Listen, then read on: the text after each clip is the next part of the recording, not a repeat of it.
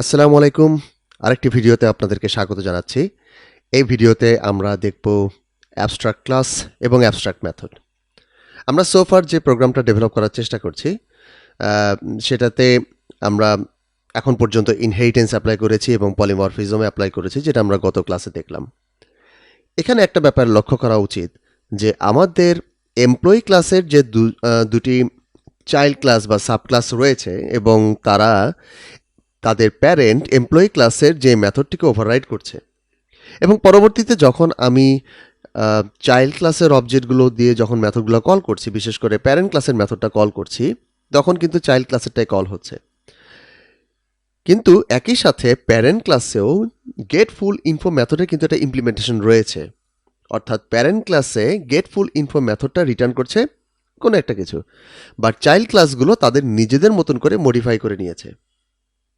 এখন একটা জিনিস খেয়াল করেন যে এই মেথডটা অর্থাৎ প্যারেন্ট ক্লাসের মেথডটা কিন্তু কখনোই কল হবে না। প্রত্যেকবার চাইল্ড ক্লাসেরটাই কল হচ্ছে, কারণ চাইল্ড ক্লাসগুলো প্যারেন্ট ক্লাসের এই মেথডটিকে ওভাররাইড করেছে। বাই চান্স আপনি যদি ওভাররাইড না করেন সে বেস স্যালারিড এমপ্লয়ি, এই বেস স্যালারিড এমপ্লয়ি এই ক্লাসের ভিতরে এই মেথডটিকে ওভাররাইড করা হলো না, সো আমি মেথডটিকে ডিসেবল করে দিচ্ছি। এবার যদি আমি অ্যাপ্লিকেশনটা রান করি তাহলে আমার আউটপুট কেমন আসবে ভালো করে খেয়াল করে দেখুন। আমার আউটপুট বেস স্যালারিড এমপ্লয়ির ক্ষেত্রে আসা উচিত ছিল first name, last name, draw salary, টাকা পার মান্থ, এটসেট্রা, এবং আওয়ারলি স্যালারির ক্ষেত্রে এরকম কিছু একটা। আওয়ারলি স্যালারিটার ক্ষেত্রে ঠিক আছে, কিন্তু বেস স্যালারির ক্ষেত্রে প্যারেন্ট ক্লাসেরটা কিন্তু কল হয়েছে। সো প্যারেন্ট ক্লাসের অর্থাৎ এমপ্লয়ি ক্লাসের যে গেট ফুল ইনফো মেথডটা সেটা কিন্তু এবার কল হয়েছে। আমরা গত ভিডিওতেই দেখেছি যে চাইল্ড ক্লাস যখন প্যারেন্ট ক্লাসের মেথডকে ওভাররাইড করে ফেলে তখন এরপর থেকে সবসময় চাইল্ড ক্লাসেরটাই কল হয়, প্যারেন্ট ক্লাসেরটা কল হয় নাই, বা প্যারেন্ট ক্লাসেরটা কল হয় না। বাট চাইল্ড ক্লাস যখন প্যারেন্ট ক্লাসের মেথডটা ওভাররাইড করবে না তখন কিন্তু প্যারেন্ট ক্লাসেরটাই কল হবে, এবং এটা কিন্তু একটা প্রবলেম অ্যাকচুয়ালি, কারণ প্যারেন্ট ক্লাসের যে আউটপুটটা গেট ফুল ইনফরমেশনের যে আউটপুটটা সেটা কিন্তু বেস স্যালারিড এমপ্লয়ির ক্ষেত্রে প্রযোজ্য না। অর্থাৎ বেস স্যালারি এমপ্লয়ির ক্ষেত্রে আমি ফার্স্ট নেম, লাস্ট নেম দেখতে চাচ্ছি এবং স্যালারিটাও দেখতে চাচ্ছি, কিন্তু এক্ষেত্রে স্যালারিটা আসছে না। তো এটা কিন্তু একটা প্রবলেম। তো আমরা যেটা করতে পারি, চাইল্ড ক্লাস যেন প্যারেন্ট ক্লাসের এই মেথডটাকে ওভাররাইড করতে বাধ্য হয় সেরকম একটা কিছু করতে পারি। কারণ কোড করতে গেলে এরকম ভুল হতেই পারে। হয়তোবা প্রথমে আমি ডিজাইন করে নিয়েছি যে আমি এই প্যারেন্ট ক্লাসটা নিয়ে কাজ করব, প্যারেন্ট ক্লাসের এই মেথডটাকে ওভাররাইড করে কাজ করব, কিন্তু অনেক সময় হয়তো ওভাররাইড করতে মনে নাও থাকতে পারে। কারণ আমি যদি ওভাররাইড না করি আমার কিন্তু কোনো compilation error, run time error কিছুই আসবে না। হয়তোবা আউটপুট উল্টাপাল্টা আসতে পারে, ডিজায়ার্ড আউটপুট নাও আসতে পারে। ইন দ্যাট কেস আমি এমন একটা কিছু করতে পারি। সো যখন অ্যাকচুয়ালি আমি যখন এই ক্লাসের অবজেক্ট ক্রিয়েট করব বা এই ক্লাসটা যখন এমপ্লয়ি ক্লাসকে এক্সটেন্ড করবে ওই মুহূর্তেই যেন আমাকে প্যারেন্ট ক্লাসের মেথডটিকে ওভাররাইড করতে আমাকে বাধ্য করে। তো আমি যেটা করব, প্যারেন্ট ক্লাসের এই মেথডটির বডি আমি ফেলে দিচ্ছি। এখন একটা ব্যাপার খেয়াল করেন, একটা মেথডের কিন্তু বডি থাকতে হবে, না হলে এই মেথডটাকে যদি কেউ কল করে তাহলে কোন কোডগুলো এক্সিকিউট হবে।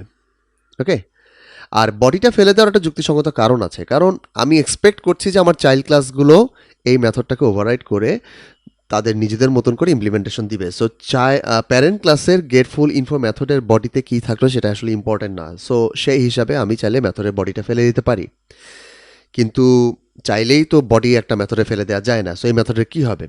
তো আলটিমেটলি একটা এররও দিচ্ছে, এবং এররটা হচ্ছে যে function without a body must be abstract.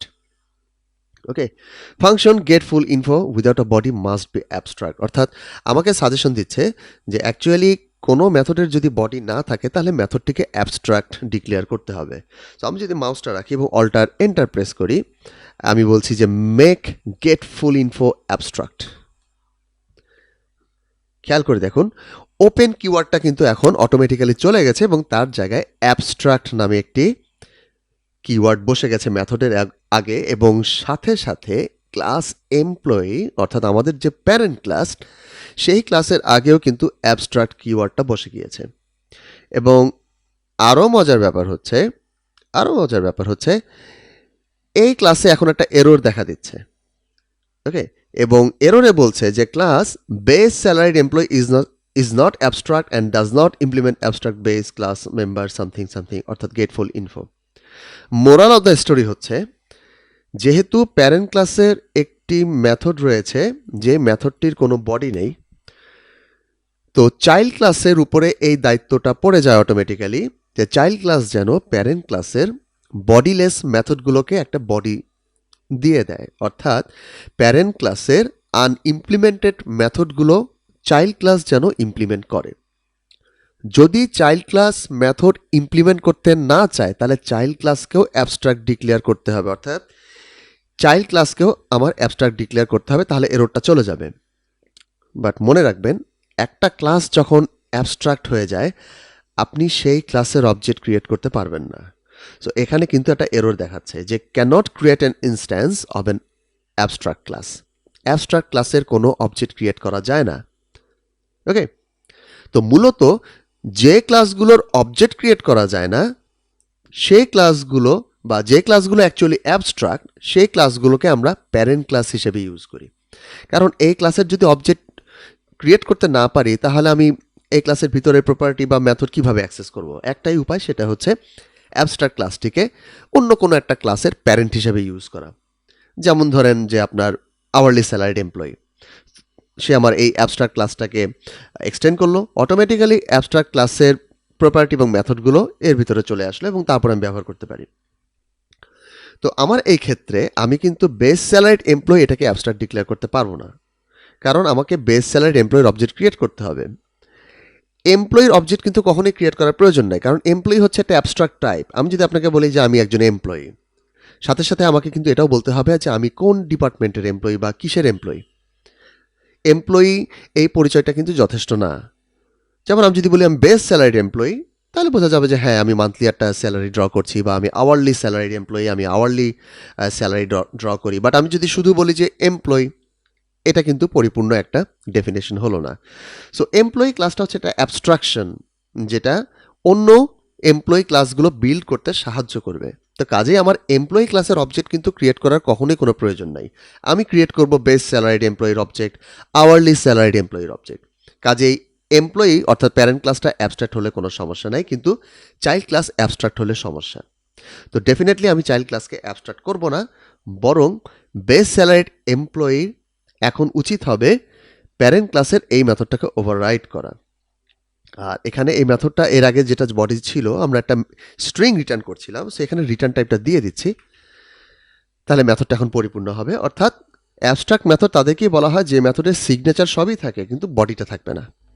অর্থাৎ রিটার্ন টাইপ থাকলে থাকবে, না থাকলে থাকবে না, মেথডের নাম থাকতে হবে, ফান কিওয়ার্ড থাকতে হবে এবং সামনে অ্যাবস্ট্রাক্ট কিওয়ার্ড থাকতে হবে, কিন্তু শুধু বডিটা থাকবে না। এখন চাইল্ড ক্লাসের দায়িত্ব হচ্ছে এই মেথডটাকে ওভাররাইড করা। খেয়াল করে দেখেন এই ক্লাসে কিন্তু কোনো এরর দেখাচ্ছে না, কারণ অলরেডি গেটফুল ইনফো মেথডটা আমরা ওভাররাইড করে ফেলেছি। যদি আমি এটাকে ওভাররাইড না করতাম তাহলে এখানেও এরর দেখাতো। সো এখন বেস স্যালারিড এমপ্লয়ের ক্ষেত্রে আমি যদি মেথডটা সিম্পলি বা অল্টার এন্টারও প্রেস করি, ইমপ্লিমেন্ট মেম্বার্স গেট ফুল ইনফো, দেখেন মেথডটা ওভাররাইড হয়ে যাবে এবং এররটাও চলে যাবে। সো আমি যেহেতু একবার ওভাররাইড করে ফেলেছি, আমি লাইনটা জাস্ট এনাবল করে দিই, তাহলে কিন্তু হয়ে গেল। সো এভাবে আমি কোনো একটা মডেল ক্লাস ডিজাইন করে যেটাকে আমি পরবর্তীতে প্যারেন্ট ক্লাস হিসেবে ইউজ করব, এবং আমি যেন চাইল্ড ক্লাস ক্রিয়েট করার সময় প্যারেন্ট ক্লাসের মেথডটা ওভাররাইড করতে আমার কোনো ভুল না হয়, আমি ভুলে গেলেও যেন কোনো প্রবলেম না হয়, এই কারণে আমি সেই সেই মেথডগুলোকে আমি অ্যাবস্ট্রাক্ট ডিক্লেয়ার করতে পারি। সো এরপর থেকে যে কোনো এমপ্লয়ি ক্লাসের চাইল্ড ক্লাস ক্রিয়েট করার সময় শুরুতেই কিন্তু আমাকে একটা এরর দিবে যেন আমি এই মেথডটাকে ওভাররাইড করি। এবং অ্যাবস্ট্রাক্ট ক্লাসের অবজেক্ট ক্রিয়েট করা যায় না, সেটাও আমরা দেখলাম। এবং অ্যাবস্ট্রাক্ট মেথডকে অবশ্যই চাইল্ড ক্লাসের ওভাররাইড করতে হবে, এবং চাইল্ড ক্লাস যদি ওভাররাইড না করে তাহলে চাইল্ড ক্লাসকেও নিজেকে অ্যাবস্ট্রাক্ট ডিক্লেয়ার করতে হবে, যেটা আমরা মোটেও চাই না। তো অ্যাবস্ট্রাকশন দেখবেন যে অ্যান্ড্রয়েড ফ্রেমওয়ার্কে বা যে কোনো ফ্রেমওয়ার্কে বলি না কেন, যে ক্লাসগুলো ফ্রেমওয়ার্কের ভিতরে বানানো থাকে, অর্থাৎ অলরেডি যে ক্লাসগুলো আমাদের ডেভেলপমেন্টের জন্য ক্রিয়েট করে দেওয়া থাকে, ম্যাক্সিমাম ক্লাসগুলোই দেখবেন অ্যাবস্ট্রাক্ট। এই ক্লাসগুলো অর্থাৎ ফ্রেমওয়ার্কের ক্লাসগুলো অ্যাবস্ট্রাক্ট রাখার কারণ হচ্ছে যেন যে কেউ ক্লাসগুলোকে ক্লাসগুলোর অবজেক্ট ক্রিয়েট করে ভিতরের প্রপার্টি যেন চেঞ্জ না করে দিতে পারে বা এরকম কোনো ইন্টেনশনের জন্য অ্যাকচুয়ালি এই ক্লাসগুলোকে অ্যাবস্ট্রাক্ট ডিক্লেয়ার করা হয়। আর আরেকটা ইম্পর্টেন্ট জিনিস, আমরা কিন্তু চাইলে যে কোনো ক্লাসকেই অ্যাবস্ট্রাক্ট ডিক্লেয়ার করতে পারি। একটা ক্লাস অ্যাবস্ট্রাক্ট হওয়ার জন্য ভিতরে যে অ্যাবস্ট্রাক্ট মেথড থাকতে হবে এমন কোনো কথা নেই। যেমন আমি সিম্পলি একটা ক্লাস ক্রিয়েট করি, সে ক্লাস এ, এবং যে ক্লাসটা হচ্ছে একটা অ্যাবস্ট্রাক্ট ক্লাস, সো আমি এর আগে অ্যাবস্ট্রাক্ট কিওয়ার্ডটা ব্যবহার করব। আমি চাইলে সেটা করতেও পারি। এখন এর ভিতরে অ্যাবস্ট্রাক্ট মেথড থাকতেও পারে,